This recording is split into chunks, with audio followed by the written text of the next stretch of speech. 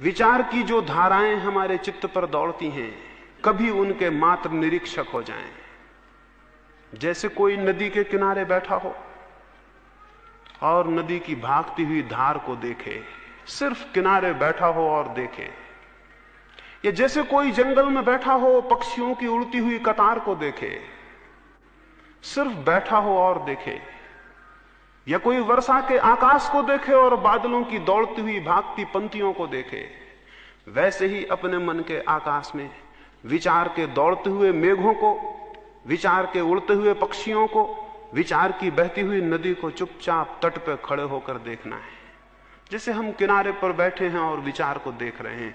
विचार को उन्मुक्त छोड़ दें, विचार को बहने दें और भागने दें और दौड़ने दें, और आप चुप बैठ के देखें।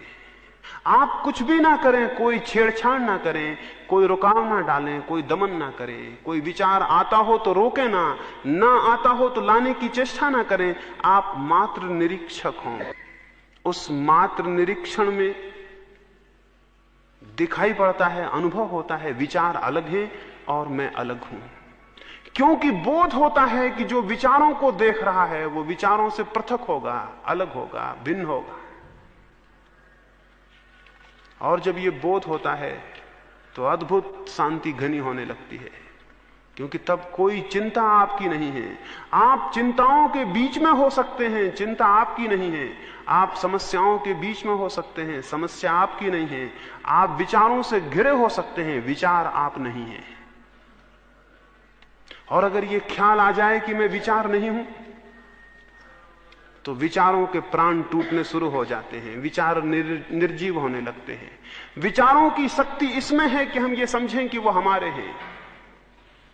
जब आप किसी से विवाद करने पर उतर जाते हैं तो आप कहते हैं मेरा विचार। कोई विचार आपका नहीं है, सब विचार अन्य हैं और भिन्न हैं, आपसे अलग हैं। उनका निरीक्षण एक कहानी कहूं समझ में आए। बुद्ध के पास ऐसा हुआ था, एक राजकुमार दीक्षित हुआ था। पहले दिन ही वो भिक्षा मांगने गया था। उसने जिस द्वार पर बुद्ध ने भेजा था भिक्षा मांगी, उसे भिक्षा मिली। उसने भोजन किया, वो भोजन करके वापस लौटा, लेकिन उसने बुद्ध को जाके कहा क्षमा करें, वहां मैं दोबारा नहीं जा सकूंगा। बुद्ध ने कहा क्या हुआ? उसने कहा कि यह हुआ कि जब मैं गया, 2 मील का फासला था, रास्ते में मुझे वो भोजन स्मरण आए जो मुझे प्रीतिकर हैं, और जब मैं उस द्वार पर गया तो उस श्राविका ने वे ही भोजन बनाए थे। मैं हैरान हुआ, मैंने सोचा संयोग है। लेकिन फिर यह हुआ कि जब मैं भोजन करने बैठा तो मेरे मन में यह ख्याल आया कि रोज अपने घर था, भोजन के बाद 2 क्षण विश्राम करता था, आज कौन विश्राम करने को कहेगा। और जब मैं ये सोचता था तभी उस श्राविका ने कहा भंते, अगर भोजन के बाद 2 क्षण रुकेंगे और विश्राम करेंगे तो अनुग्रह होगा, तो कृपा होगी, तो मेरा घर पवित्र होगा।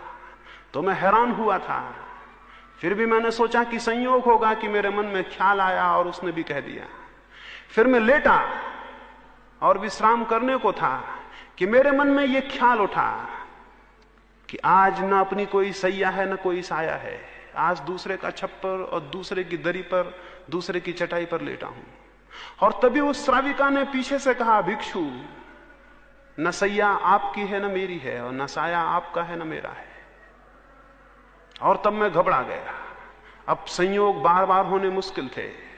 मैंने उस श्राविका को कहा क्या मेरे विचार तुम तक पहुंच जाते हैं?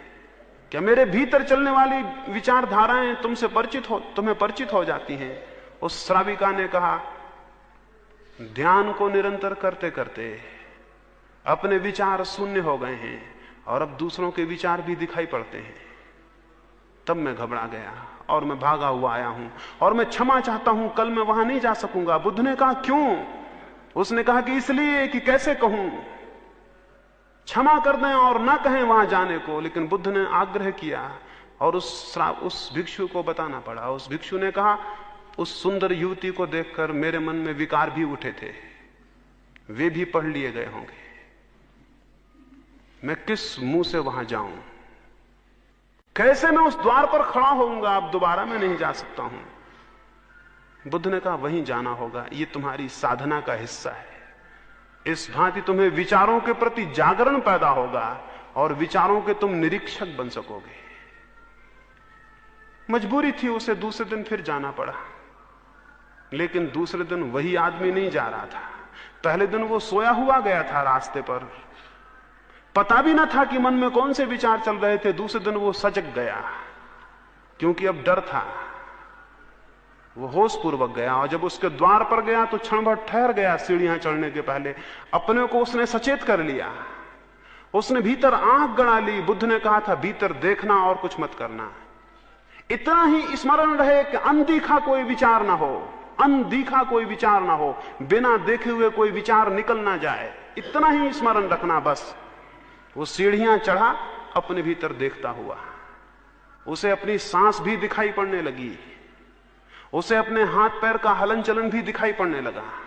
उसने भोजन किया, एक कौर भी उठाया तो उसे दिखाई पड़ा जैसे कोई और भोजन कर रहा था और वो देखता था।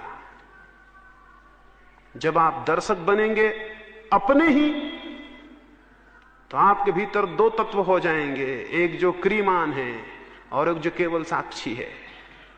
आपके भीतर दो हिस्से हो जाएंगे, एक जो करता है और एक जो केवल दृष्टा है। उस घड़ी उसने भोजन किया, लेकिन भोजन कोई और कर रहा था और देख कोई और रहा था।